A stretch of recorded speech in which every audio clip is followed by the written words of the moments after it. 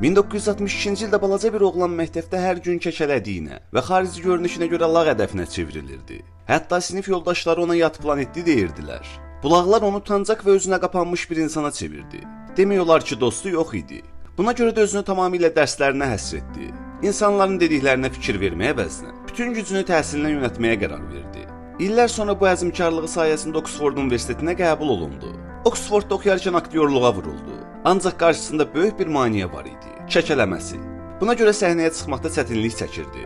Aktyorluq karyerasına başlamamışdan əvvəl elektrik mühəndisliyi üzrə magistr təhsilini başa vurdu.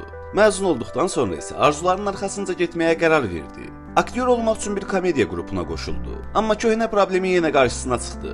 Kəkələdiyi üçün bir televiziya proqramından rədd cavabı aldı. Bu uğursuzluqlar onu dərindən məyus etsə də, özünə olan inamını heç vaxt itirmədi. O insanları güldürməyi sevirdi və bu sahədə istedadlı olduğunu bilirdi.